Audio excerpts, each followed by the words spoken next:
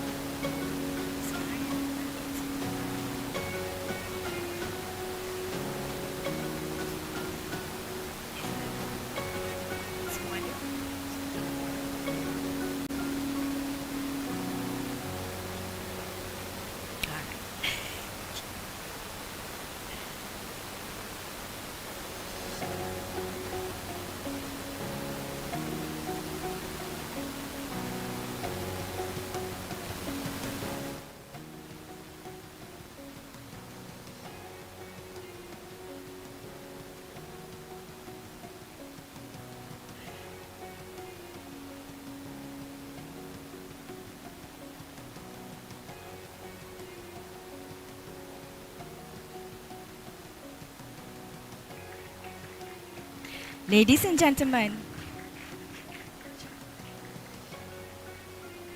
please rise for the VVIP arrival. Announcing the arrival of Professor Dr. Muhammad Ikhwanuddin bin Abdullah, alias Politi Akria, Deputy Vice Chancellor, Research and Innovation, Universiti Malaysia, Terengganu, Datuk Seri Dr. Michael Teo, Chief Executive Officer and Managing Director of PKT Logistics Group Sendirian Berhad, Associate Professor Dr. Noor Aziati binti Abdul Hamid, Head of Industry Centre of Excellence for Railway, Universiti Tun Hussein on Malaysia, Mr. Saifuzaman bin Aziz, Head of Railway Management at Malaysia Rail Link, Mr. Zafrin bin Zakaria, Project Director of Sarawak Metro Sendirian Berhad, and Mr. Anwar Saidin, Head of Department Containerized Cargo Operations Division at Penang Port Sendirian Berhad. Ladies and gentlemen, please be seated.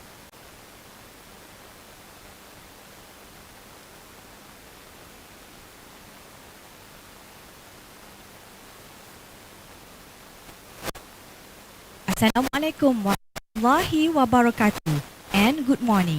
Distinguished guests, Professor Dr. Muhammad Ikhwanuddin bin Abdullah, alias Politi Akria, Deputy Vice Chancellor, Research and Innovation, Universiti Malaysia Terengganu, Datuk Seri Dr. Michael Teo, Chief Executive Officer and Managing Director of PKT Logistics Group Sendirian Berhad, Associate Professor Dr. Noor Aziati binti Abdul Hamid, Head of Industry Centre of Excellence for Railway, Universiti Tun Hussein on Malaysia, Mr. Saifuzaman bin Aziz, Head of Railway Management at Malaysia Rail Link, Mr. Zafrin bin Zakaria, Project Director of Sarawak Metro Sendirian Berhad, Mr. Anwar Saidin, Head of Department Containerized Cargo Operations Division at Penang Port Sendirian Berhad, industry leaders, esteemed guests, ladies and gentlemen.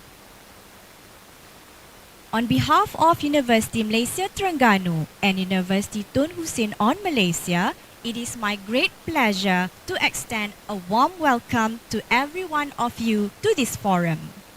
Today, we gather to explore one of the most dynamic and crucial aspects of regional collaboration, strengthening ASEAN connectivity through innovation, integration, and sustainable transport systems. We are truly honored to have in our presence prominent academic leaders and esteemed industry representatives who continue to shape the future of logistics and infrastructure across the region. Ladies and gentlemen, let us now begin our forum, which will dive deep into a topic: enhancing ASEAN connectivity through integrated logistics and railway network. To lead this distinguished session, it is my honor to invite our moderator to the stage. Please welcome Associate Professor Dr. Noor Aziati binti Abdul Hamid, Head of Industry Centre of Excellence for Railway, Universiti Tun Hussein on Malaysia.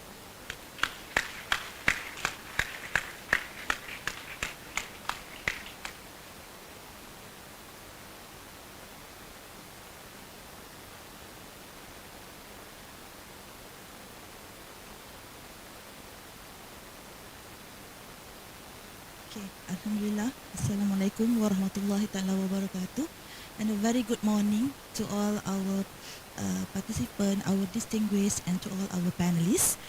Okay, ladies and gentlemen, distinguished guests and respected panelists, a very good morning and welcome to Logistic and Railway Transport Industry Academia Forum for today.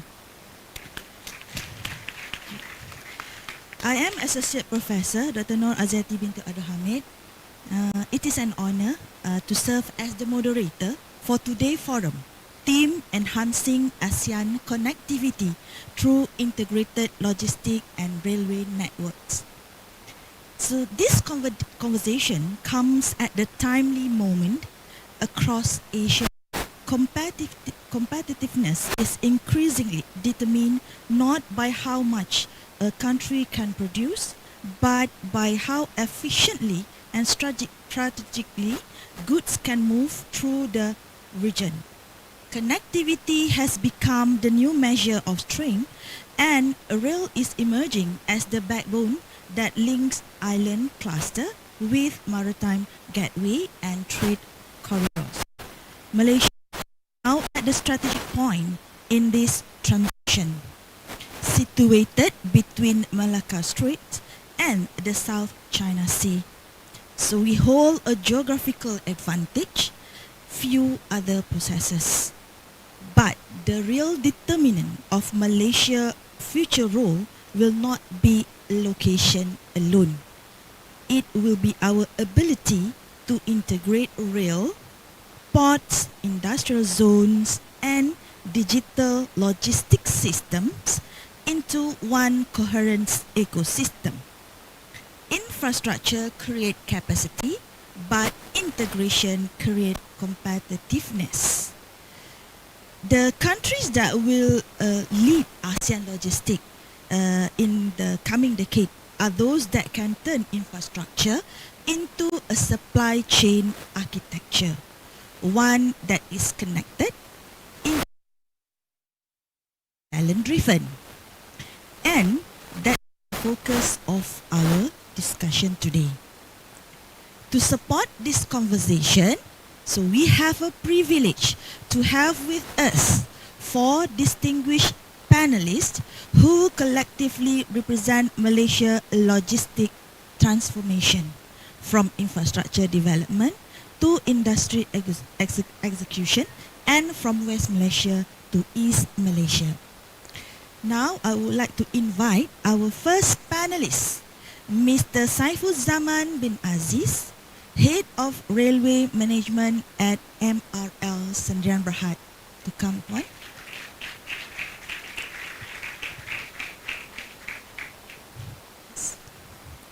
So let me introduce a bit brief on the Mr. Saifuzaman. So Mr. Saifuzaman is currently the Head Railway Management of MRL, which is the organization that's spearheading the East Coast ECRL. This transformative project connects Malaysia, East and West Coast, serving as a strategic logistic corridor that links industrial hubs with major ports and strengthen Malaysia's position within the ASEAN connectivity network. Now, our second panelist, I would like to invite Dato Sri Dr. Michael Teo. So, he is currently Chief Officer of PKT Logistics, whose leadership represents how private sector strategy, sustainability, and digitization can convert infrastructure into operational competitiveness. Welcome our third panelist, Mr. Zafrin bin Zakaria. Mr. Zafrin bin Zakaria served as a project director of Sarawak Metro, leading efforts to develop Kuching Integrated Urban Rail and Transit System, KUTS. KUTS is a landmark initiative that strengthens East Malaysia connectivity and support the state's sustainability mobility vision. Through innovative planning and stakeholder collaboration, Mr. Zafrin is driving Sarawak Metro into mission to create a modern, green and connected transit ecosystem that enhances Sarawak transport system. Now I would like to invite our last panelist, Mr. Anwar Saidin. So Mr. Anwar Saidin is currently the head of containerized cargo operation at Penang Port, representing one of the Malaysia most strategic maritime gateway and the importance of port rail integration for northern trade flows. So with all our panel introduced, so allow me to begin the discussion. Thank you to all panels for your time to come here, all the way from Sarawak, all the way from Penang. Thank you for to accept our invitation for this morning session. So for this forum, so we have two round for the discussion. So each of the panel will be given a questions, so according to the team. So our first round would be related to the strategic planning questions. So we come to the first panelist, okay, our Encik Saiful Zaman. So Mr. Saiful Zaman, as a Malaysia position itself to become a strategic connector within ASEAN, the East Coast Rail Link is viewed not merely as a railway line, but as a regional logistic corridor. From your perspective, how will be this East-West rail backbone strengthen Malaysia competitiveness within ASEAN connectivity framework, particularly under the ASEAN Master Plan, Connectivity 2035 and the Trans-ASEAN Railway Network?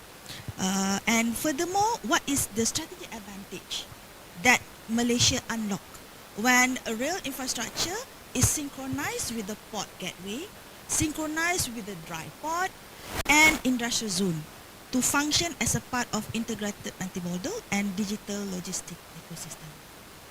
So our first panelist, so what is it your view on this? Okay, Assalamualaikum and a very good morning to everyone here. Thank you for the moderator as well as other panelists invited to this forum today. So, firstly, basically, I would just like to go back to the historic of how does the ECRL being created basically. It's a long time idea. It's since the 1980s where there was a need for railway, a long distance railway to serve unserved areas basically. As we know previously, we only had KTMB line where it served the west coast of Malaysia. It does serve the east coast, but it goes through in the middle peninsula of Malaysia. So that part basically it leaves out the other part of Malaysia, which is the east coast, where the capital cities are situated, like Kuantan, Kuala Terengganu, as well as Kota Baru. So as we know, this area is not served by any railway. And when we look back actually, the development of industrial areas as well as population, the west coast grows faster because of good infrastructures. So these infrastructures consist of a lot of things. It can be the roads, it can be the ports, it can be railway as well. So that is how actually ECRL came into the picture, whereby there is a need to serve the East Coast, the capital cities in the East Coast, to connect basically the people as well as the goods actually. So it's more of a transportation that connects to everybody. Now in the context of ASEAN basically, there's four things I would like to say basically. First is what is the corridor does inside Malaysia. So in Malaysia itself, this corridor serves as a development actually to all the new areas that be served by the railway. As we know, railway is the backbone. It's a way to transport people as well as transport cargoes. So it's considered as a more efficient and a timely safe manner, and it serves where the other railway does not serve. And bear in mind, this is a heavy railway we call it. So it's a distance that covers from one station to another station, covers about 30 kilometers for ECRL between these stations. That's why we have about 30 stations with 665 kilometers. Unlike the urban railway, basically the stations are closer to each other because there is population basically. Now how it fits into ASEAN connectivity. So basically the ECRL is connected to the existing railway, which is the KTMB line. We have interchanges basically at Temerloh. We also have interchanges at Serenda, as well as and Jalan Kastam and the ports. Bear in mind also, the ports from east to west will be connected by ECRL, which is Kuantan Port as well as Port Kelang. And this actually connects all the way to both seas actually also the South China Sea as well as the Straits of Malacca. So that's where we came in basically, as well as the need to look at the integration to connect to the existing railway, where it can move to the north with the KTMB, as well as to the south towards Singapore as well, using KTMB also. So in this sense also, we need each other, as well as we need all the other ports as well, and the because the ports are the gateways actually to the international areas, such as the Asia Pacific, as well as to Europe and West Asia. And the third point is actually how companies are preparing to use it basically. For ECRL also, we are looking at not only local companies, we are also looking at international companies to bring in investments to where the greenfield area is actually, especially in the East Coast. This could boost more economic development basically within the stations that we have identified. So basically there are people who was asking also why these stations are located at this particular area. There's nobody there, but bear in mind certain areas in future could be developed, and that's where we're looking at it basically. Where there is an area which is already developed, we have limited space to actually make it as even a TOD will be difficult basically. And the last fourth is actually what Malaysia can unlock when all these systems are integrated. Rail, ports, inland ports, as well as new manufacturing areas or existing ones as well. Take for example Serenda. We have Perodua there. So basically Perodua is the second largest manufacturing car company. It's located in Serenda. Now transporting cars to the East Coast basically, and even to Sabah and Sarawak. They're looking at investing in Kuantan to actually using rail to transport all the cars from the factory to Kuantan, and from Kuantan port it can be exported towards Sabah or Sarawak and also to the East Coast of Malaysia. So these are the 4 points basically, as well as what we have in mind for Israel. Okay, thank you for the good answer from Mr. Saiful. So might be, I think, one of the most common question as a layman, for example, they will ask, so when will be the Israel services offered? Yeah, when will we start? So Well, this is the common question. This question always comes out in Parliament as well. So basically, we have 1 year, 1 month to go, basically. So the opening date, target opening date is 1st January 2027, and next year we will start our train. Actually, the first train will be coming in December this year, and we will start the testing on the systems as well early next year basically, and mid next year. So that's the target date, 1st January 2027. But that covers the first phase from Kota Baru to ITT Gombak first. First phase. First phase. So the main focus is more on the freight or the passenger for the first phase? For the first phase, basically, we still have freight because we still have cargo stations at Bentong, Kuantan, even at Kerteh. So mainly on the first phase, it will cover the section from Kerteh, Kemaman to Kuantan Port. So those are the areas for the cargo in the first phase actually. Alright, thank you for that. Now we move to our second panelist, okay, Dr. Sri Dr. Makatio. So thank you, Mr. Saifus, for the insightful perspective on how the ECR position Malaysia within a broader regional connectivity ecosystem. So you have highlighted clearly that integration is not a physical but also a strategic planning as well, and that will becoming a transformative when it is aligned with the trade flows and also the logistic value creation. So that brings us to the second dimension of Malaysia competitiveness, which is the role of industry dynamism. Infrastructure may unlock potential, but it is the private sector that converts that potential into commercial value. operational efficiency, and also a market influence. So Dato Sri, ASEAN logistic competitiveness is increasingly driven by private sector agility and innovation. So from your perspective and in relation to the Malaysia Logistic Consortium, that will be launched this afternoon. Okay, so congratulations for that. How can Malaysia leverage private sector and academia capability to strengthen our position as a regional logistic hub within ASEAN? And furthermore, what role should industry leadership play in shaping the talent ecosystem that enables Malaysia not merely to serve the regional supply chain, but to command value within them? Okay, good morning, everyone.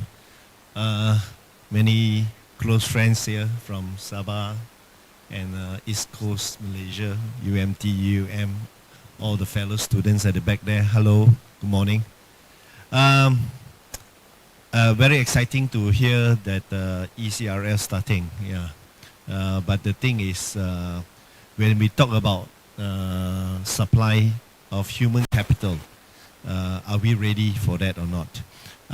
So my role here is I am part of MPC Logistics Productivity Nexus. I sit in a meeting together with the academic people, industry and government. We sit down and we look into the overall picture about Malaysia moving towards a direction to become the next ASEAN hub. Okay. So very exciting. Next ASEAN hub means our number of containers that is transshipped and shipped from Malaysia would have reached a volume of about 50 million TEUs. Now combined, I think it's about 30 million TEUs. Westport, Northport, PTP Port, and all the ports combined together. So we are behind Singapore, which is 40 million TEUs. But Singapore already reached a peak. Their growth is no longer very fast compared to Port Klang. Their growth is about 2.5%.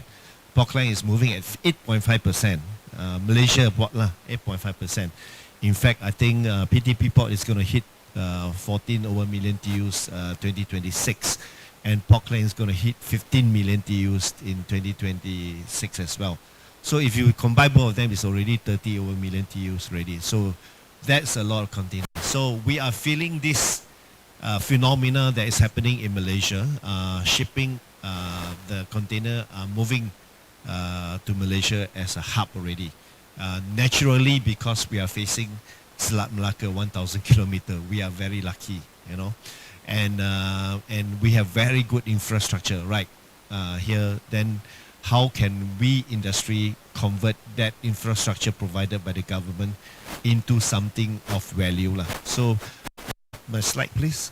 Okay. So what we did here in MPC, we make a comparison for your understanding is between Malaysia and Singapore.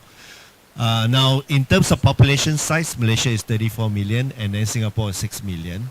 Logistics contribution to our national GDP, Malaysia is 5%, Singapore is 7%. A few years ago when I do these statistics, it was only 6.1%, and then the last year, 2024, they hit 7%. We hit 5% contribution to our GDP.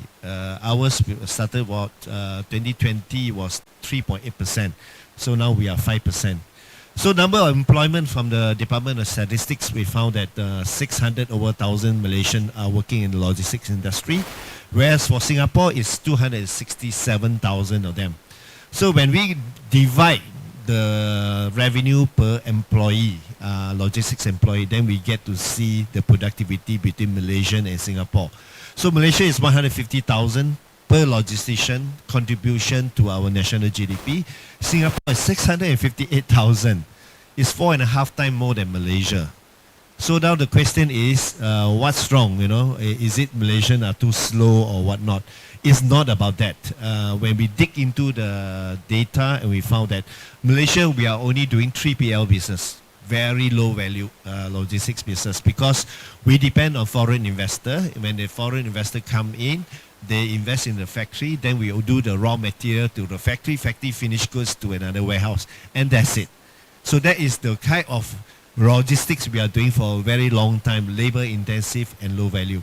Well, Singapore has no natural resources. They have always been a trading hub, in and out, coming in and out of Singapore. So they developed more logistics chain. They went into 4PL, 5PL, 6PL and 7PL. So we had never heard of all these PL before. So then you will be wondering, hey, what are they all about? So this is out moving up the value chain of logistics. So they are also becoming the distribution hub and financial hub at the same time. So first you need to be distribution hub.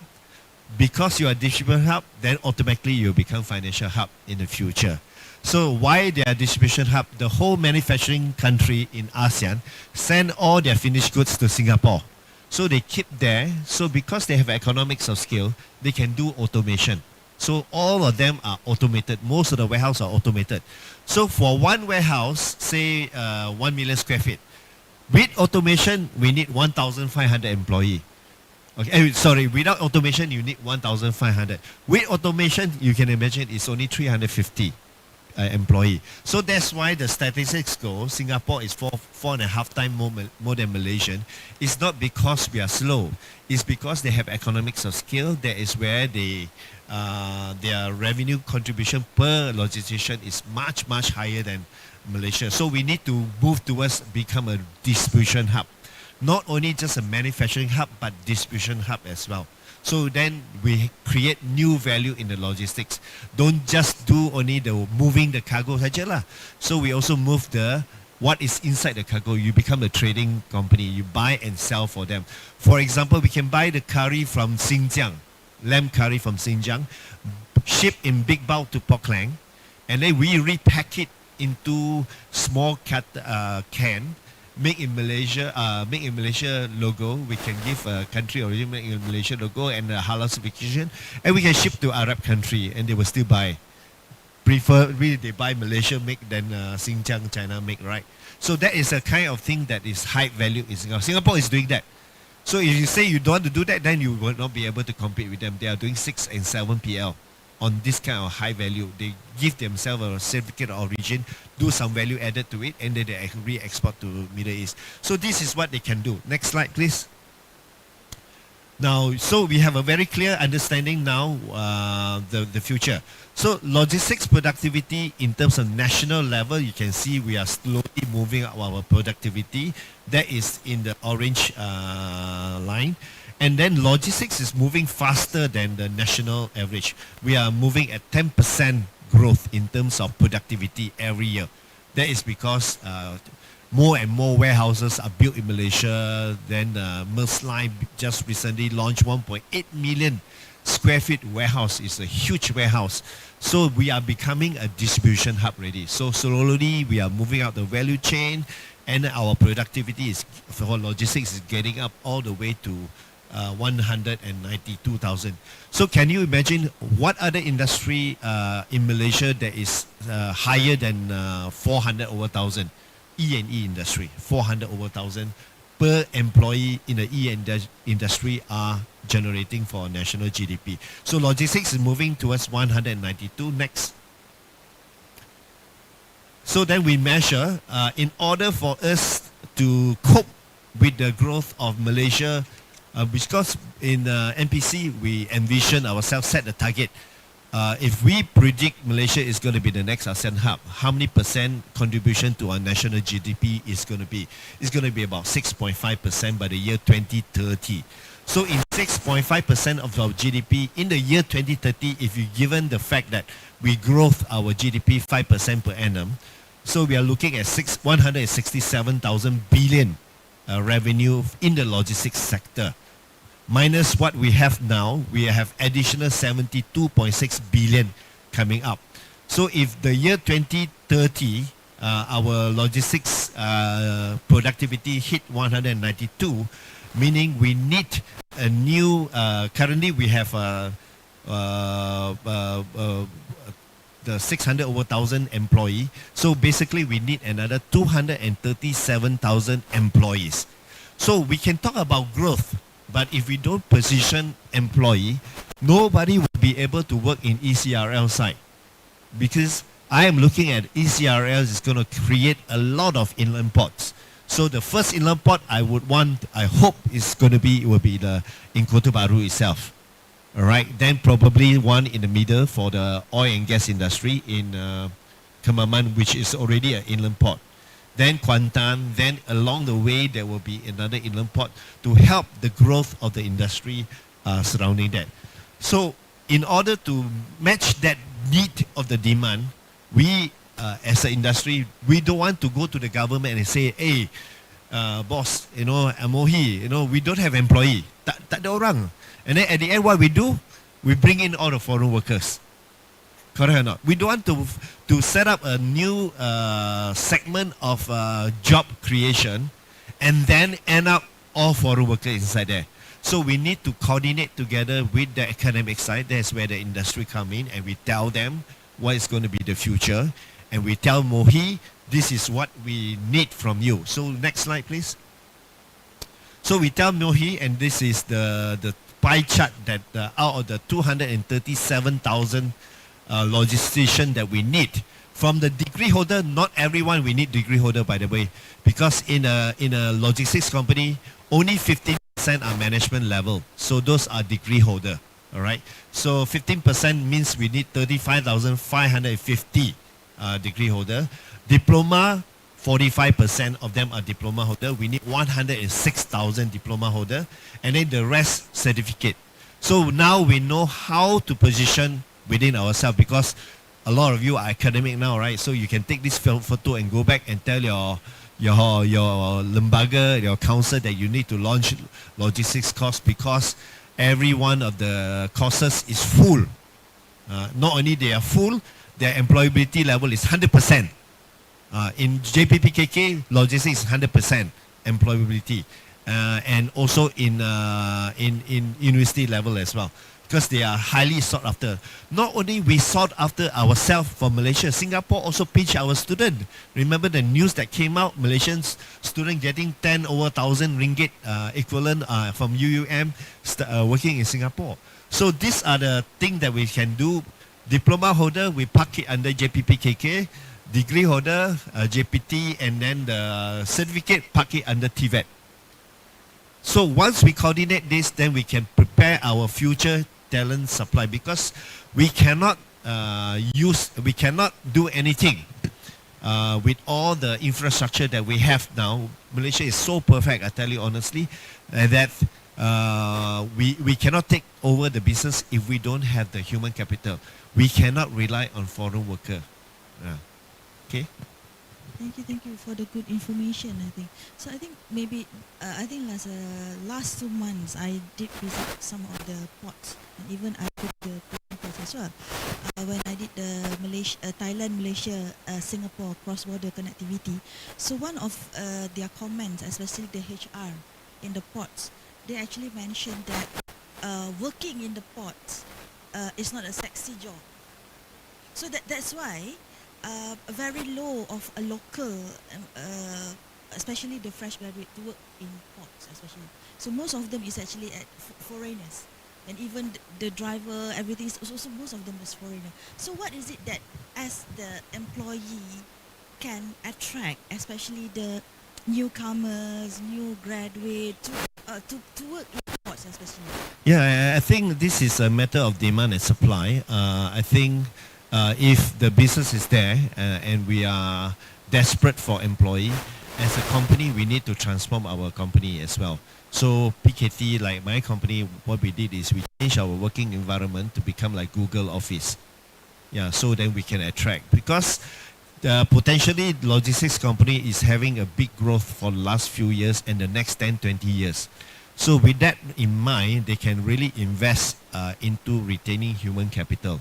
Especially the challenges is Sabah, Johor side lah, because Johor is too near to Singapore. Singapore easily can pinch our staff from Johor, go to Singapore and work with a salary double and triple, right? So the thing is, company need to transform. We need to transform logistics into a sexy industry. We need to change the name. For example, what we did is we have this smart trucker program where we allow graduate to become a truck driver. And we call them smart trucker. We don't call it lorry driver. Yeah, so that give them a better image.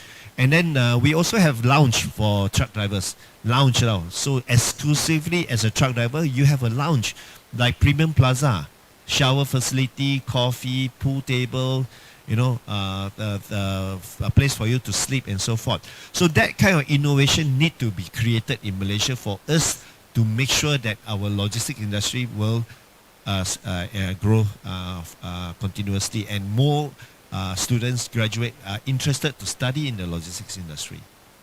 Yeah, because of the young generation now. Okay, so maybe we move to our third panelist. Okay, so thank you, Dr. Sri, for the highlighting the central role of the private sector leadership. So might be what you have shared reinforce the key point that logistic leadership today is not determined by the asset, but how the capability, innovation, and human capital orchestrate around those assets. So with that, we shift to our focus from Peninsular Malaysia to East Malaysia, where equally important logistic story is unfolding. As ASEAN supply chain expand eastward across Borneo and wider routes for Sarawak is no longer only a domestic connector. It is also evolving into a strategic gateway with regional relevance.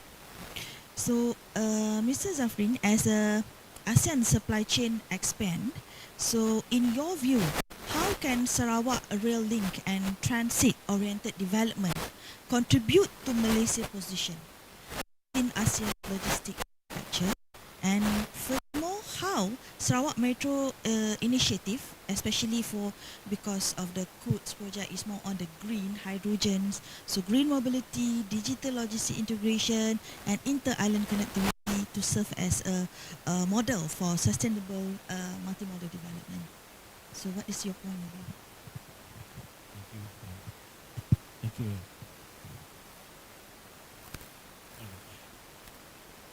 Okay. Assalamualaikum and good morning, everybody. So,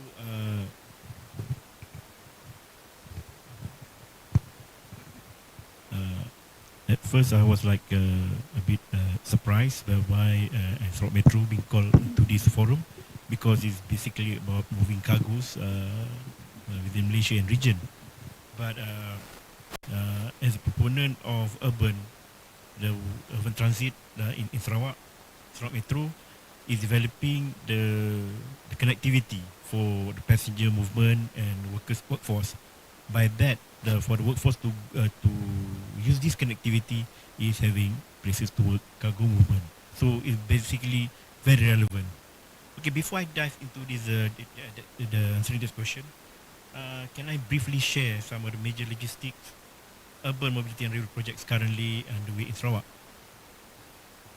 Sarawak is undergoing a significant transformation in both mobility and logistics. The Kuching Urban Transportation System, our project, is being implemented as the state's first mass urban transit project, a green zero-emission system powered by hydrogen. At the same time, feasibility studies are ongoing for a proposed Borneo Railway, Trans-Borneo network aimed at connecting Sabah, Sarawak, Kalimantan and Brunei, as well as for the current project that we're ongoing now, Bintulu Sama Laju Transit System, which seeks to enhance port-to-port and regional connectivity.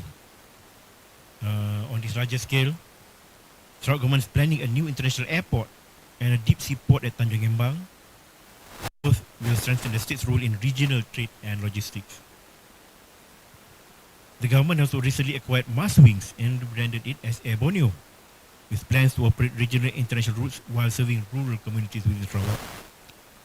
Complementing this initiative is initiative by the Ministry of Transport Sarawak is the Integrated Logistics Infrastructure Development (RLID) program to modernize freight operations and develop new truck terminals across the state, coordination and improving logistics efficiency.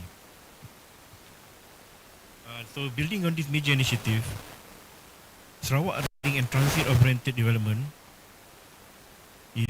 transit-oriented development plays a key role in shaping Malaysia's position within the ASEAN logistic network. First, this development established a new logistic gateway in Borneo, By linking rail, ports and airports, Sarawak complements the existing logistic corridors in Peninsular Malaysia. The additional route within the BIM-EAGA, BIMP-EAGA sub-region that is connecting Sarawak with Sabah, Kelantan and Brunei with Philippines. This diversification will strengthen Malaysia's regional connectivity and trade resilience. So we are complementing what we want from Peninsula. Secondly, all this will promote multi-modal integration. Our Kuching Urban Transportation System (KUTS), which when connected with logistic hubs and future railway links, will form the backbone of integrated land, sea, and air transport network. This shall enable a more efficient movement of both people and goods, reducing road congestion, logistic costs, and travel time, especially travel time, across key economic zones. So, actually, this Sarawak Rail Link and TOD-driven growth transforming from a regional transit beneficiary into a strategic logistics within ASEAN. By aligning mobility, urban growth and trade infrastructure, Sarawak is in position to enhance domestic accessibility, but also advance Malaysia's position as a BIM-EAGA gateway, because as of recent conference, most of the event is happening in Kuching.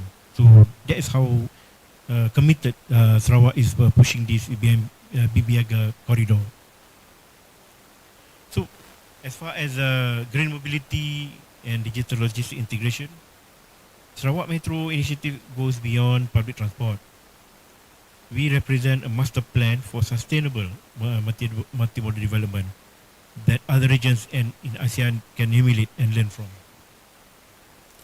First, on green mobility, Sarawak Metro is pioneering hydrogen-powered transit through the KUTS and the proposed Bintulu Samalaju Transit System, BSTS.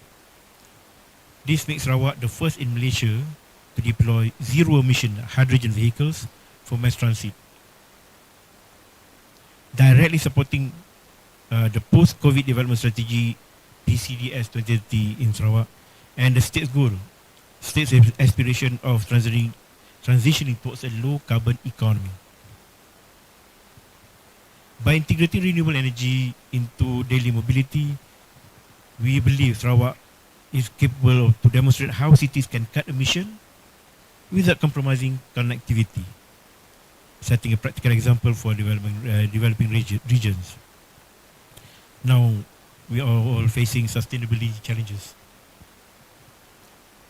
Now, on digital logistic integration, Sarawak is adopting the digital platform for operational monitoring, scheduling, and data sharing network.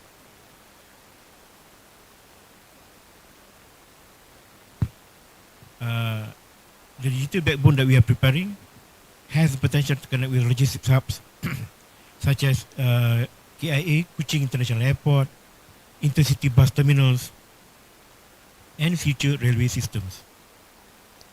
So real-time data integration, improve journey planning, support smart mobility applications, and enhances user experience. So on the inter-island connectivity, Sarawak's long-term vision of linking Sabah, Brunei, and Kalimantan through future railway and port network will sanction the idea of Borneo-wide mobility.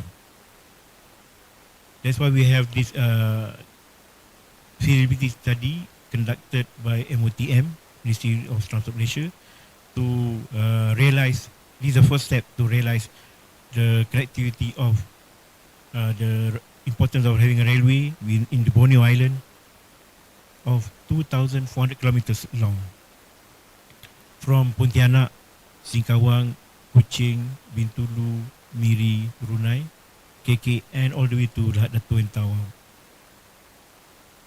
So, this connectivity is illustrating a scalable model for sustainable multimodal development. So, by that, we believe Sarawak is positioning itself as both a pioneer and proving ground for Asia's next generation of low-carbon, smart, and connected transport systems. So as far as direct cargo capability, at the moment, Sarawak's contribution is Sarawak Metro. Sarawak Metro contribution is implementing the Bintulu Samalaju. So, which we hope that will be part of the backbone of the Trans-Borneo Railway. Okay, then. So I think some of the important information, like talking about the Mega and everything, like I think for the Sarawak, Sabah, Kalimantan, the route might be much longer compared to Malaysia, our what we have now. So as first initiative doing a hydrogen train in Malaysia, what is it the critical success of the hydrogen train in Malaysia? Because this is the first project in Malaysia that we start on the green and hydrogen. So what is it the main we call it as critical issues when we have this green and hydrogen train, as what we mentioned? Because basically from the European side, they're imposing actually a carbon trade tax on all movement of goods.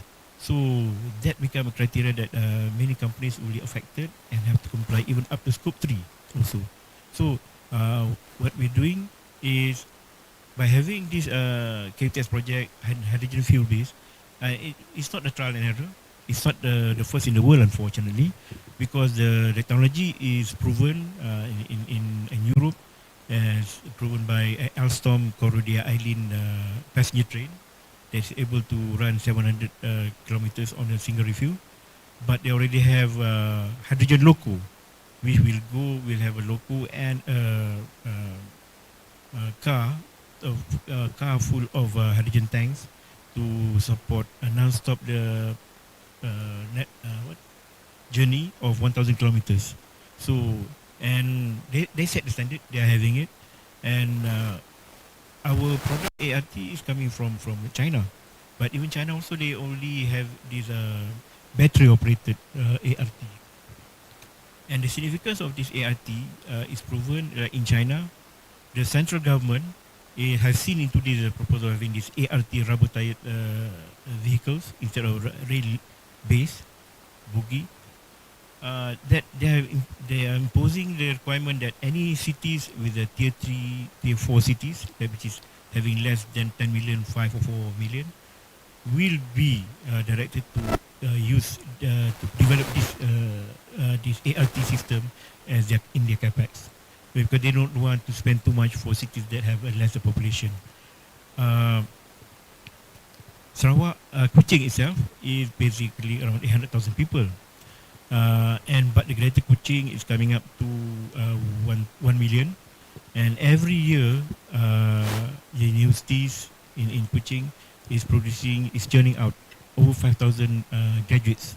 So they're looking for jobs, they're looking for business to conduct. And I can tell you, I've been there, working there for the last 5 years. The traffic since COVID is getting interesting. I mean, for us railway people, it's good news to us. We love them getting stuck in traffic jam, so that it provide us the reason for us to be there in the first place. So by this, we hope to prove that, because this region is not from us, it's a state aspiration requirement, and then it adds an additional power distribution, rather than just depend on catenary and powers from the Bakun provision by SEB, Sarawak Electricity Board, to provide an alternative energy use. So we hope, we believe it has potential, and the use for hydrogen is immense, and right now they are developing technology correct me if I'm wrong, they are preparing to provide technology to move cargo ships to use hydrogen fuel. So that yes, so it's a wonderful thing to hear. So we believe we are on the right track then. Okay. I just hello. I just add a bit because Sarawak is the only state in Malaysia very excess energy.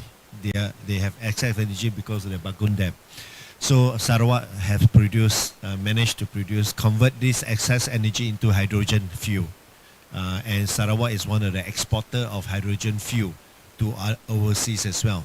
So being natural resources, because you cannot use one energy to convert to another energy to make a fuel. So that is what Elon Musk say. You shouldn't use you use solar energy or you can use coal energy to produce hydrogen. Cannot. You need to use solar energy to produce hydrogen to be used. Okay, then it's clean energy. So what Sarawak has is very unusual. They have Bakun Dam excess energy. So using this clean energy to produce hydrogen is okay. Then people will buy. They will look at the supply chain, and then the supply chain is you are using clean energy to produce hydrogen. So I think Sarawak will become one of the hub for sustainable development in Malaysia. I think they are selling it very well already. They are looking into investors who want to invest solely in the area where they have sustainable things like hydrogen energy, clean energy, and that. So European country that have this carbon issue, they will probably shift their factory from their country to. Among Malaysia, they say, oh, you cannot do it in Peninsula because Peninsula, our energy is still dirty.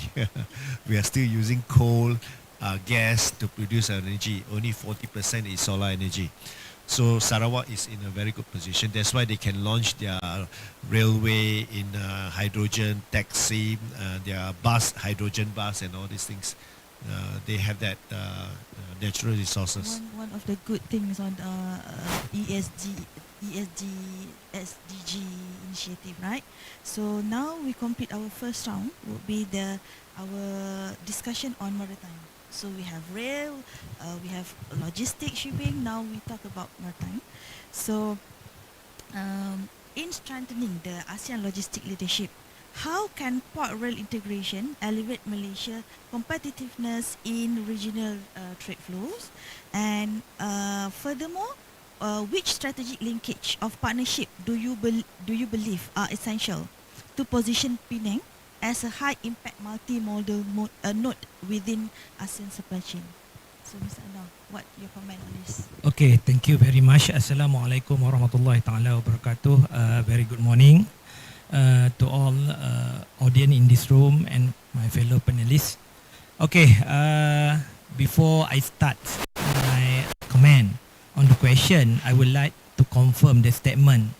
I came from the industry that's not sexy enough to attract the young graduates to do a legislation, right?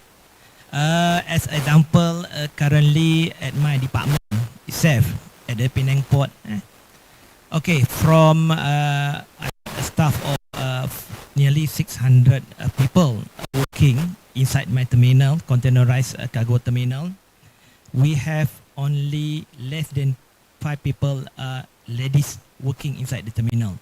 So there is a challenge for the commission to bring in the interest of the young graduate, mostly the young ladies talent coming in, because we know that there is always a possibility to ladies to be a terminal manager, because I'm experiencing mostly in the Chinas, there is a few terminal managers which come from not male genders, is ladies. Alright, so I back to the question from the moderator on the how Penang Port looking in terms of Malaysian competitiveness. Okay, from Penang Port perspective on the Malaysian logistic competitiveness, it's always depend on how well we manage our maritime and also connect with our cross-border network, because Based on our location, Penang Port, as you know, we are the northern port currently situated in Malaysia. Our distance from border is only 150 kilometers. We are connected with the Plus Highway, and also we have the capability receiving the cross-border cargo. If we are talking about the port and rail integration, it's not about the infrastructure, because it may mentioned by Saudara Saiful, currently we are build the ECRL. However, if you look back during Pak Lah time, Pak Lah is a prime minister coming in from Pulau Pinang. That's why one of the initiative is to do a double track. A part of the double track initiative is not just because before this, the cargo train mostly competing with the passenger train. Because of the single line, some of the cargos need to stop for some station and let the passenger train bypass, and that is not good sign in terms of connecting the cross-border cargos. So if referring to the port and rail integration, it about the connectivity, like mentioned by Datuk Seri Michael, how they develop Bukit Kayu Hitam ICD in terms of one of new facilities on the cross-border cargo. It also about the sustainability and regional integration. Since our topic is more on the rail, I think most of us know that the rail can reduce the gas emission that's produced by the hauliers or the lorry 82% compared to the road transportation. I would like to touch about the Penang Port. So at the Penang Port, we have a North Batuas Container Terminal that we operate as a northern hub, and we have a link directly with South Thailand and also Bay of Bengal. For the Penang Port, every year we are handling mostly around 1.5 million TEUs of the containers, and 250,000 of the containers currently coming in from the cross-border cargos. Okay, so for us, South Thailand at Penang Port is an important market segment, because if we lose 250,000 of the containers, means our annual throughput cannot be 1.5 million, and this number is keep increasing year on year. So for the cross-border cargos coming in from South Thailand, mostly they are using rails, followed by the road and by bus. Cross-border cargo, because the destination for the cross-border cargos or containers from South Thailand, their final destination is mostly for Far East country, mainly China, Japan, Taiwan and Korea. And we at the Penang Port, we are offering a daily connectivity between Penang to the China. So we always been a choice for the South Thai cargos cross-border and coming into the Penang Port.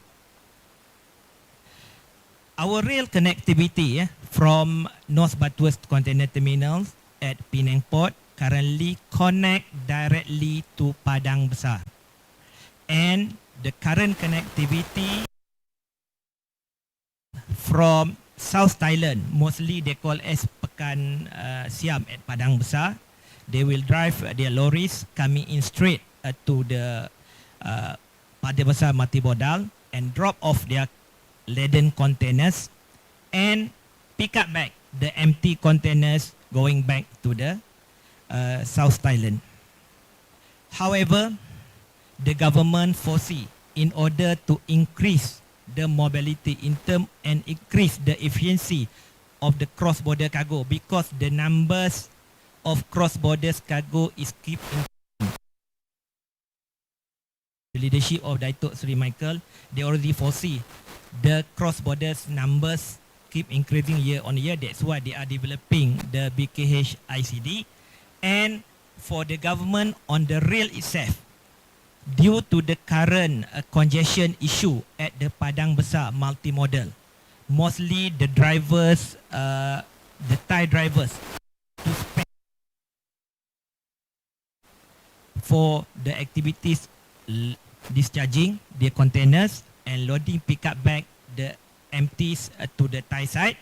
So the government currently have invested together with private sectors.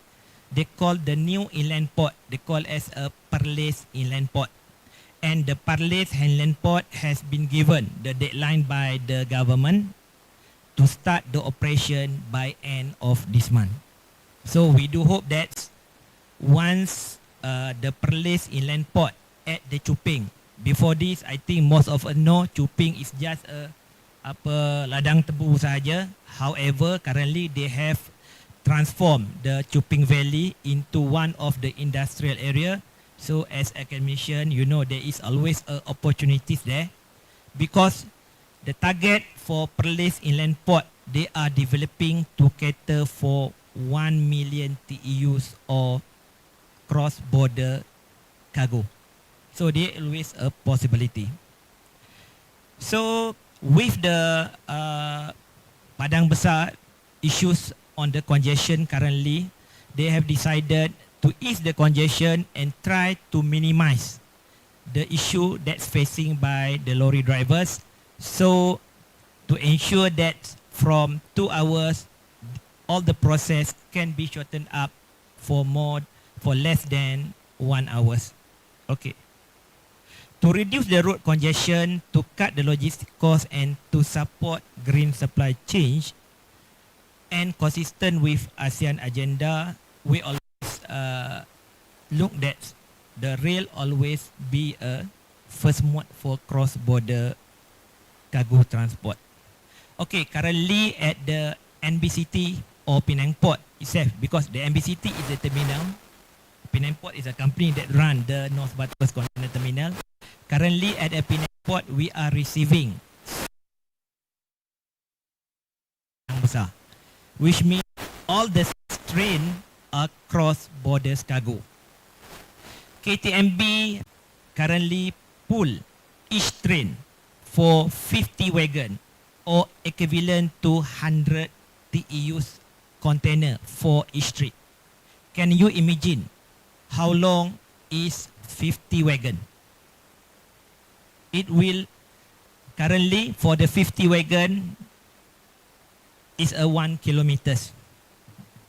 Okay, so it's a 1 kilometer. But because of the double track, there is tak ada issue, or there is no issue in terms of the passengers.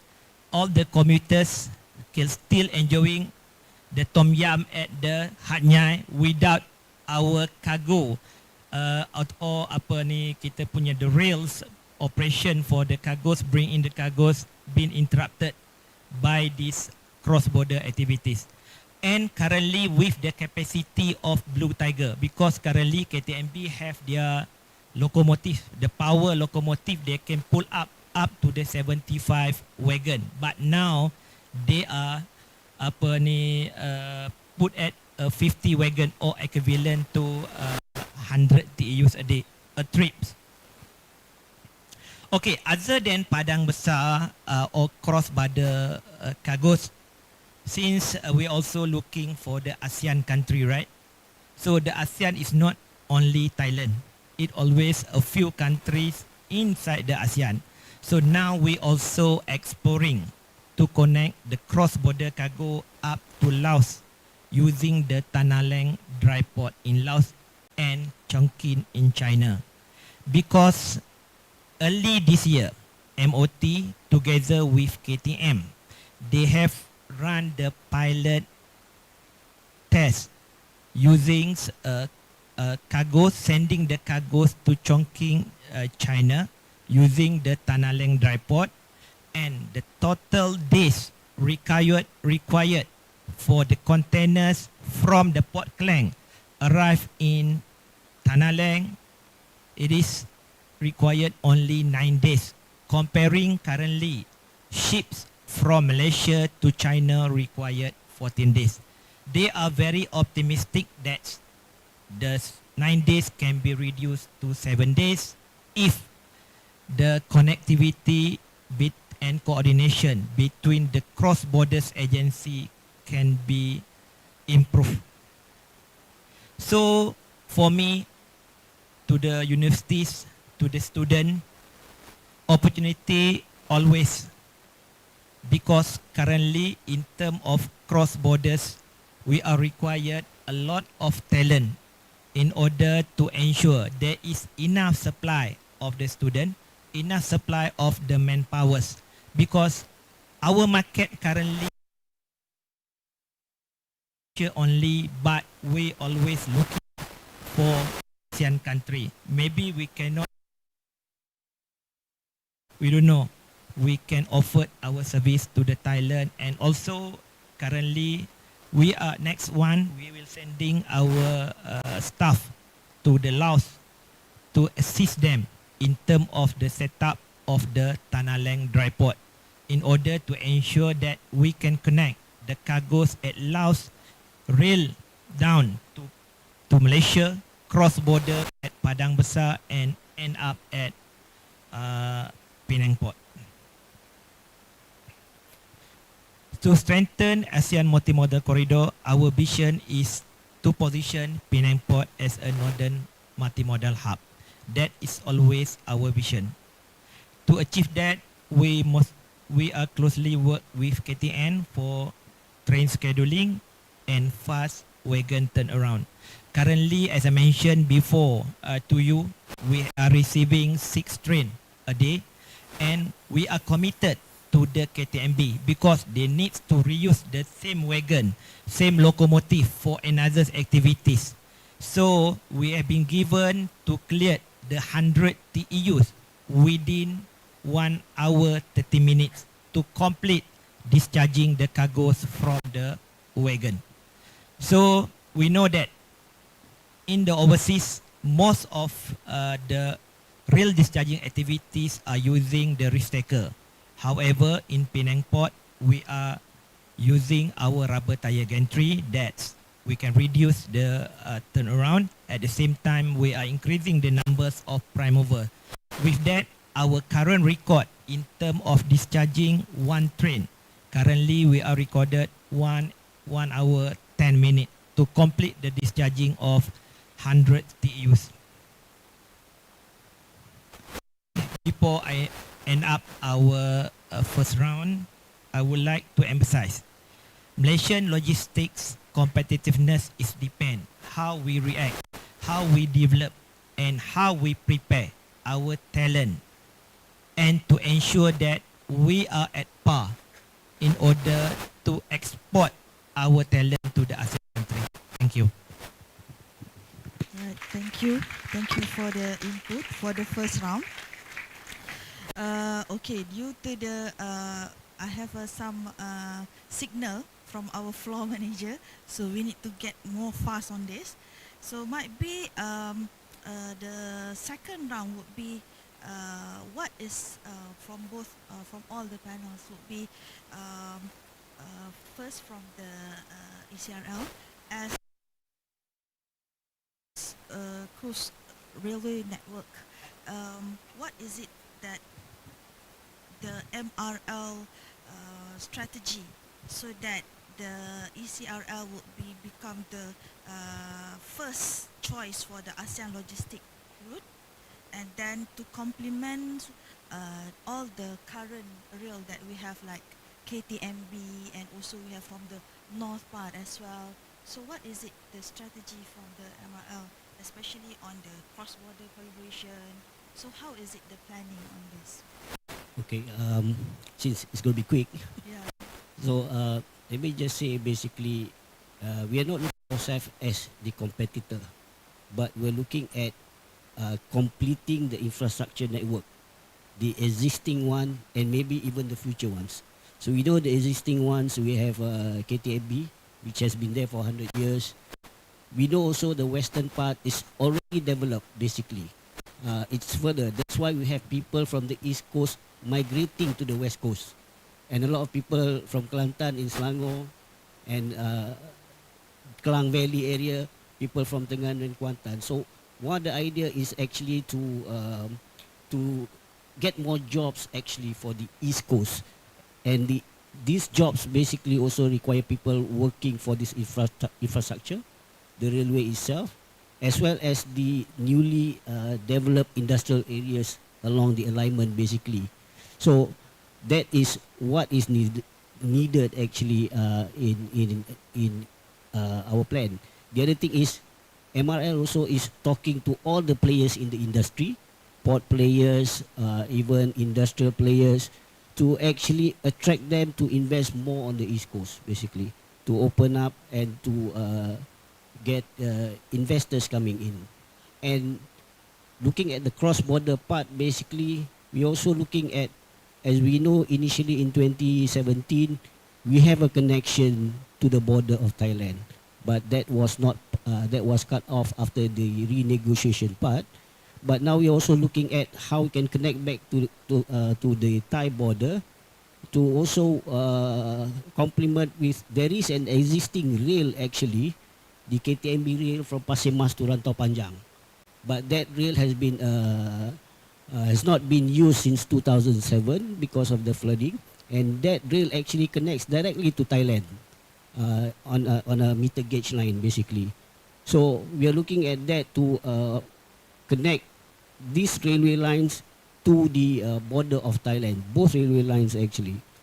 And to summarize things, basically, for ECRL, building the railway, it takes a few years. Now we are only left with 1 year, 1 month. So construction-wise, talents in that particular area, we do have already, because we have people from other railway projects also being involved. But the challenge also would be getting people in, operating the railway, because as we know, railway will last 100 years. So we will have to look for a lot of talents actually to work for the new railway, and this is where as well, what Dr. Sivaga say, he has to be sexy actually to get all these people coming in to work in the Has to be sexy. And then we talk about like ICD, Bukit Kayu Hitam Inland Container Port, and also the Delapan Special Border Economic Zone. So what is it your input on this? How we can position and improve? Okay. Can you show out the slide? Originally there is a need lah. This study was done back in 2008 by Frost and Sullivan to Malaysia government, saying that the volume of cargo from South Thai are moving towards Peninsular Malaysia. So basically, if you look at the borderline, 500 kilometer all the way up to Surat Thani, all these cargo are now being shipped via Port Klang, via Penang Port. Sorry. Dia takut Port Klang ambil. Habis dah Pening pun tengok kan. So they basically sapu all of them. The reason why is because Thailand port is a deficit port. Deficit port means they export more than import. So that means they always have no container in Thailand. So they had to real empty positioning of container from Singapore or Port Klang, bring it to Thailand port. So you can imagine the South Thai people, they need to position again from Lam Chabang all the way to Surat Thani, or even down to wherever, Sadao or anything, for the empty container. So at the end of the day, the empty container will cost more than the ocean freight, for positioning costs. So basically, it makes most sense for South Thai people to ship via Penang Port. So up to Surat Thani, now we can attract all of them to come into Penang Port. So during the time when they did a study in 2008, then they're talking about the congestion at the border between Malaysia and Thailand, where there were pictures of 4 kilometer long at the border checkpoint where the Thai people have to queue their trucks. So if we don't solve this problem of congestion at the border, basically we will lose this customer one day, then they find another way. They set up a port in Suratani, then that's it. We lose it already. So at that time, Frost and Sullivan say we need to have our own inland port at the border to ease the congestion of the Thai trucks coming into Malaysia. So Malaysian government is taking action. Now we have 2 inland port in the master plan. One is Perlis Inland Port for railway connection, and one is Bukit Karitam for road connection. Now, why both also important? Because Thailand side, when they set up their major CIQ, Sadao, at Sadao. So you go to Sadao, you Google map, you see Sadao has a huge checkpoint at Sadao. So they were expecting all the transportation come down to Sadao and then move down to Penang Port. So we decided we're going to copy what Thailand did, Lam Chabang and Lak Rabang. So Lak Rabang is an inland port for Lam Chabang. So Bukit Karitam is now Bukit Karitam also and PIP is going to be the inland port for Penang Port already. So it will be the extension. So we want to provide service to the Thai people and say that you don't have to wait until the ship go, then only you can cut your BL. So basically, if you drop your container in any one of the port here, because both also become a port. So now the port name is called Bukit Karitam, but no sea, inland port. And then the one is inland port also.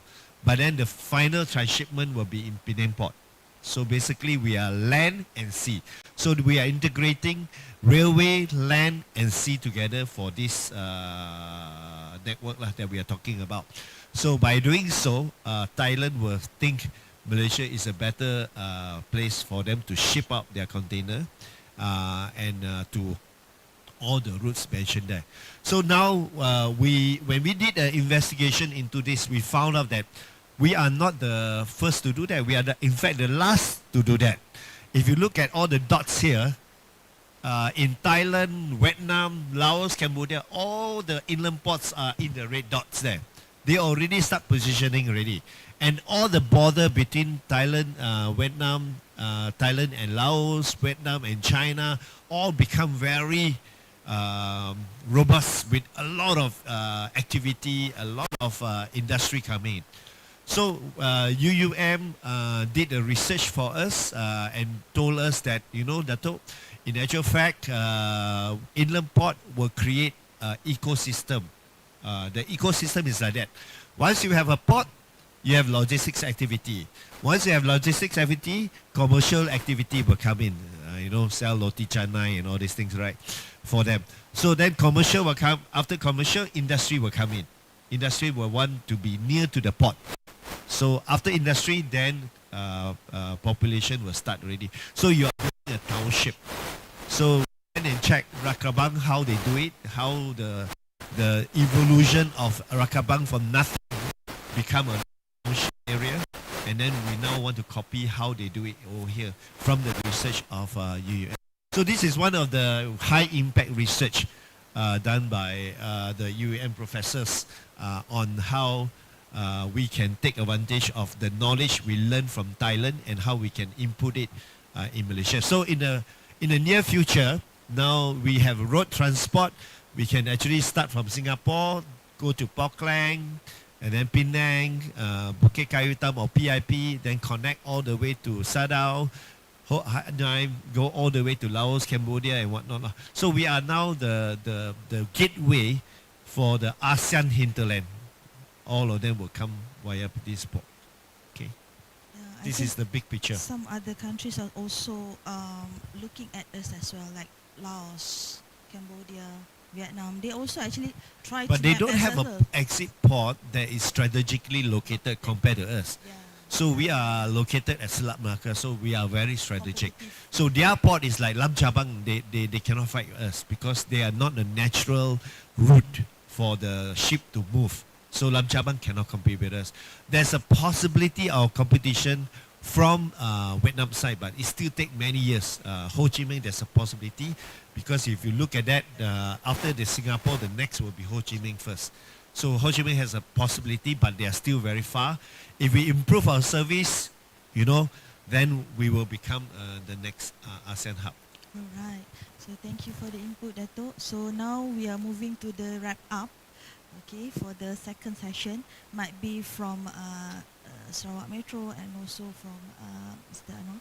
What will be adding more information that would be your point of view for to close this today forum session? Okay, I would like to just share the progress that we have done to date. We are building a phase 1 KUTS urban transit line. This phase 1 will be 70 kilometers long, and at the moment we are 30% into progress into this project. So inshallah by the end of next year, quarter 4, we'll be opening the first, we have 31 stations. We'll be opening the first 6 stations from the depot. We call it the familiarization operation. And we will open the more lines and more stations progressively until 2028. All right. So our project is consists of 40% at grade, and as reaching to the CBD, the commercial business district, it will go elevated because of the land reserve constraint, and we'll be running at 38 car sets of ART, and we'll be not only that, we're providing the first and last mile connectivity from stations to commercial and residential by having 55 numbers of feeder buses. All these vehicles are running on hydrogen. So when fully run, inshallah will be consuming a daily of 5 ton of hydrogen, green hydrogen, to move these vehicles. So that's our contribution for this ESG and hydrogen, green economy. And when fully run, we'll be employing for the operations and maintenance of these stations and depot and ART and feeder buses, kept at about 750 jobs to available for people to work in, and that is only for QTS phase 1. Whereas in the feasibility study for QTS in Kuching, the feasibility study approved about 6 other lines to be done. So, but of course, the first line will be the key project to provide the requirement is there, and there's need to be more lines to be done. And by that, not only that, in Sarawak Metro, we emphasized a program called SEED program, Social Economic Enhancement Development Program, which is equivalent to ICP in sebenarnya, where we impress upon our vendors and foreign vendors and contractors to provide logistic and manufacturing capability in Sarawak, so that parts like tires, extension, doors, windows, car body, as well as systems to be built in Kuching, in Sarawak, so that there's a faster movement of transfer technologies for these vehicles to be developed, to be for spare parts. But we can keep continuing buying the parts from overseas all the time. So that is expensive. Actually, because as we go into the maintenance, for us to impose to have all manufacturers investing in Sarawak, and so develop local talents to not only operate the ART, and as well as build the parts, especially when they set in is the hydrogen mechanisms, which is solely now in the hands of Europe. Even China also haven't fully developed the hydrogen technology yet, other than Korea and Japan. So that's our contribution. All right, and as well as for STF Bintulu, the feasibility study directed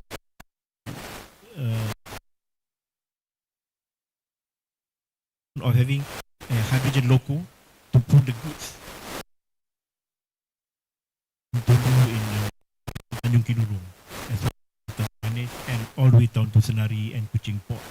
So, and hopefully by having the Trans-Borneo railway, we are able to connect to Pontianak and use the completed 2 phases of railway in Kalimantan to connect all the way to Tanjung and Balikpapan.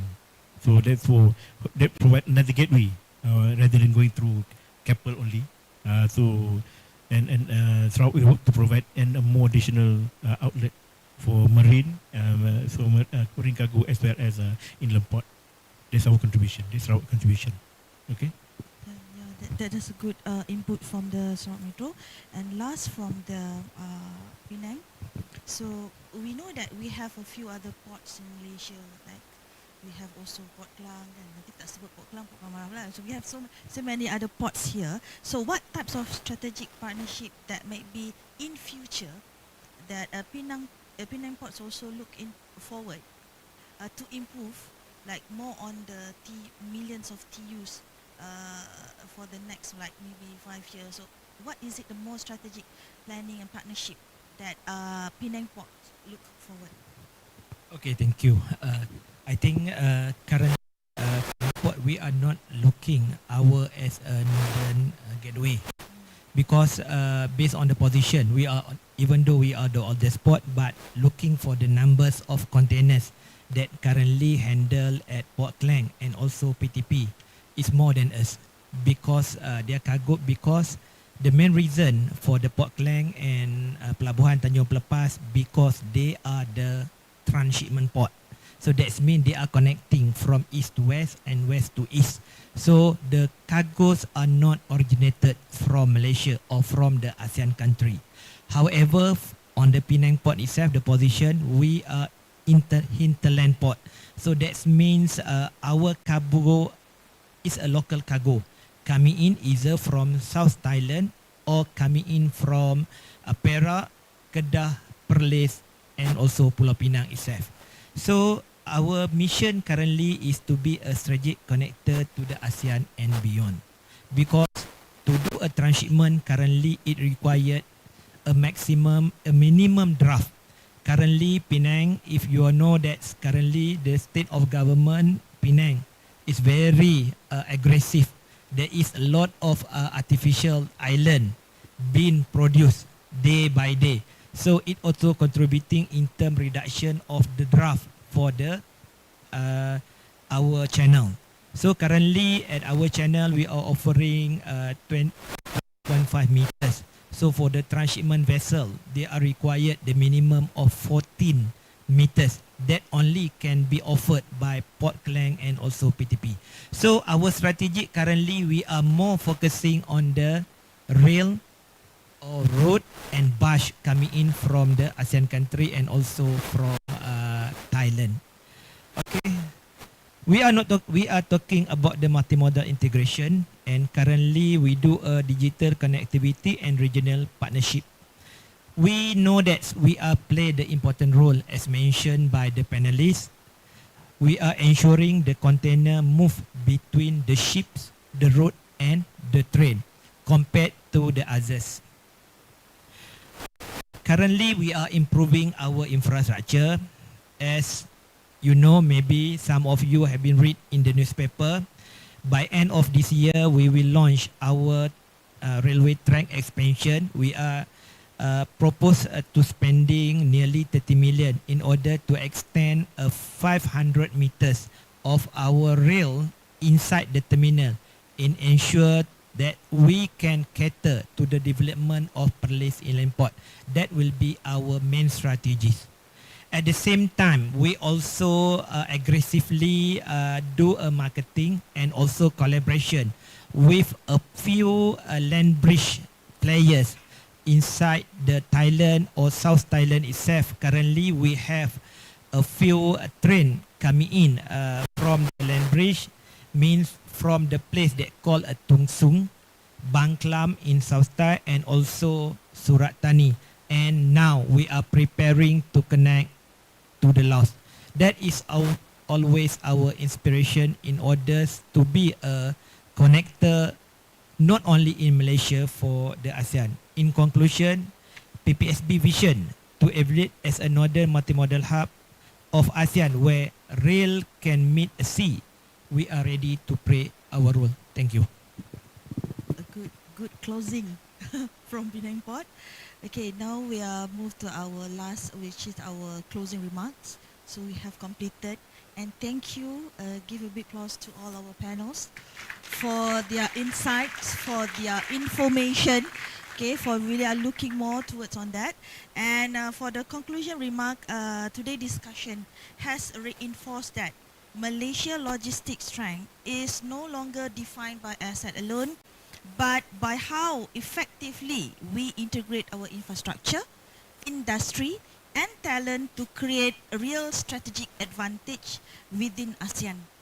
Three key points has emerged. First, Malaysia can move from being a transit point to becoming a true corridor nation, linking east, west, and north to south, flows and serving as a platform for ASEAN supply chain. Second, integration is the differentiator. Ports, rail, and industry must work together in a coordinated ecosystem to turn infrastructure into competitiveness. And lastly, talent will define leadership. It is the planner, operators, and logisticians who can manage cross-border multimodal networks that will determine Malaysia's future in the region. So in short, Malaysia next leap in logistics depends on alignment, acting as connected ecosystem. When capability aligns with connectivity, Malaysia moves from participation to the leadership as the Asian hub logistic and work. So I would like to sincerely thank to all the panelists for their valuable insight and all participants for contributing to this important forum. With that, I am pleased to hand over the session to our MC who will guide us to the next segment of the program. So the floor is yours.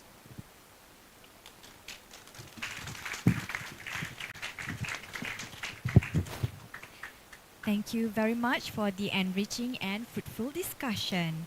Before we proceed to the next agenda, I would like to invite our moderator and all distinguished panelists to return to the seats. Thank you.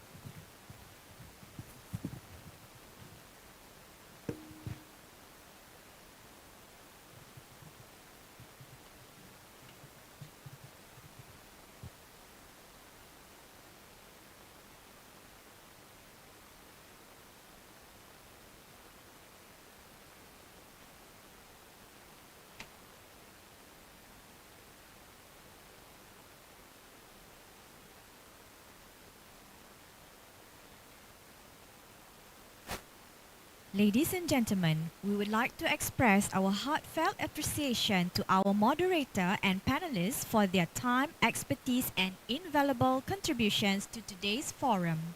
To present the tokens of appreciation, we are honored to invite to the stage Yang Berusaha Mr. Hasri bin Harun, Board of Director, University Tun Hussein on Malaysia, as well as CEO of Strategic Defence Management Sdn Bhd, accompanied by Professor Dr. Muhammad Ikhwanuddin bin Abdullah alias Politi Akria, Deputy Vice Chancellor, Research and Innovation, University Malaysia, Terengganu.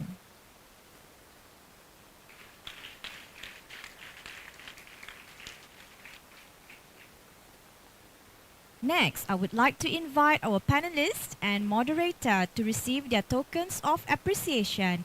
Please welcome Datuk Sri Dr. Michael Teo, Chief Executive Officer and Managing Director of PKT Logistics Group Sendirian Berhad.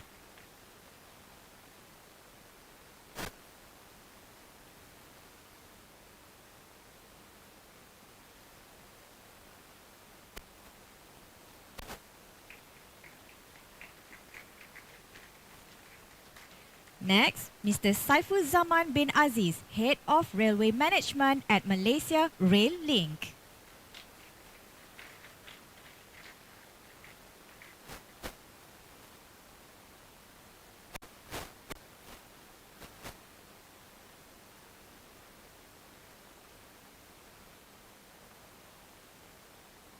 Next, Mr. Zafrin bin Zakaria, Project Director of Sarawak Metro Sendirian Berhad.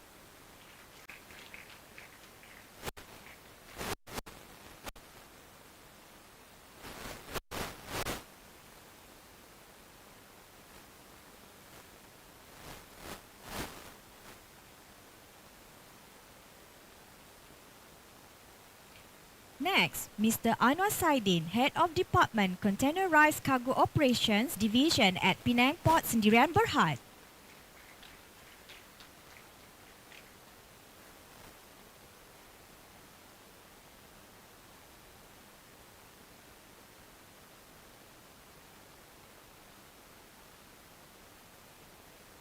And Associate Professor Dr. Noor Aziati binti Abdul Hamid, Head of Industry Centre of Excellence for Railway, University Tun Hussein On Malaysia.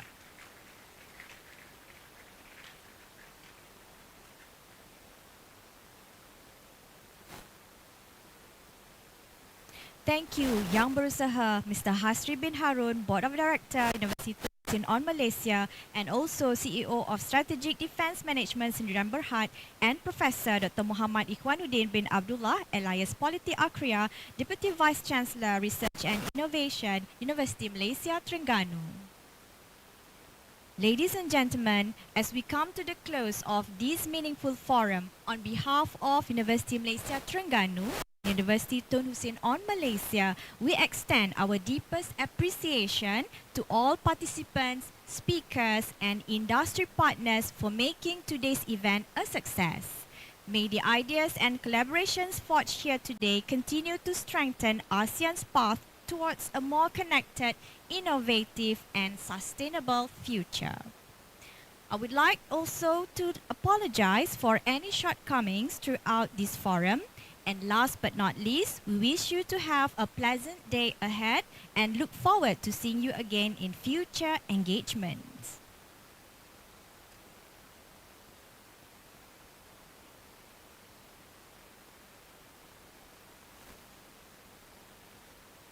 Alright, we have special announcement.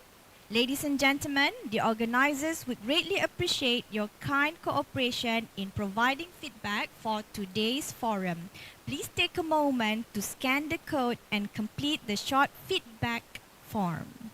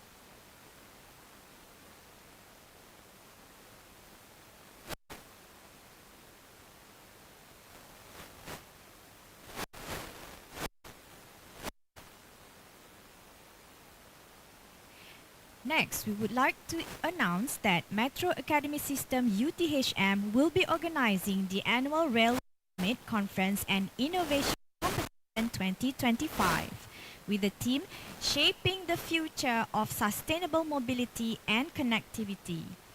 It will be held from 18th to 20th November 2025 at the MSA Training Centre, Kuasa Damansara, Sungai Buloh, Selangor.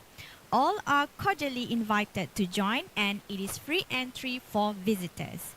You may scan the QR provided for more information.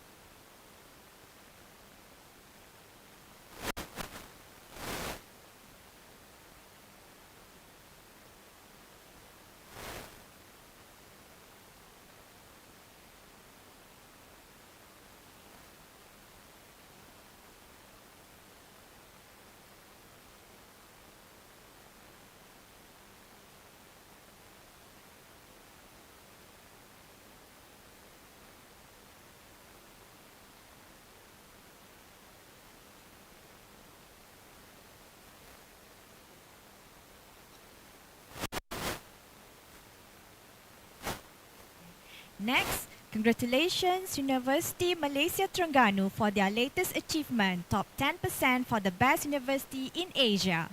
From a vision, we rise with purpose, empowering minds, nurturing talent, and inspiring innovation. Our research drives change from coastal communities to global sustainability. Today, we stand proud, symbol of our commitment to excellence. UMT, building talent, creating a sustainable future.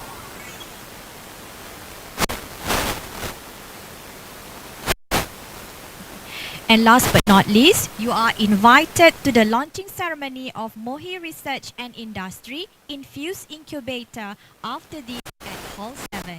Wabillahi taufiq wal hidayah. Assalamualaikum warahmatullahi wabarakatuh. Have a nice day, everyone.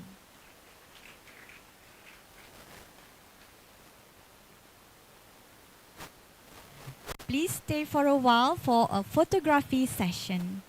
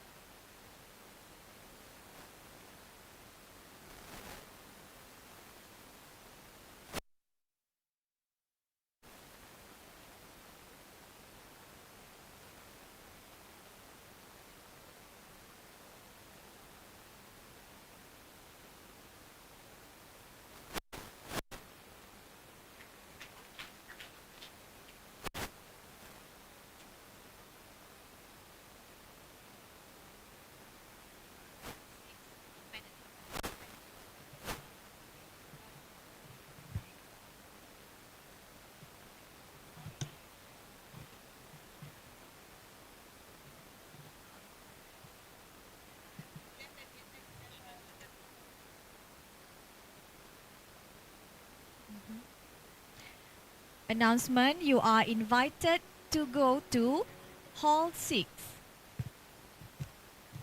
Hall 7. Hall 7. Okay. Attention, you are all invited to go to Hall 8. You are invited to go to Hall number 8. Thank you very much.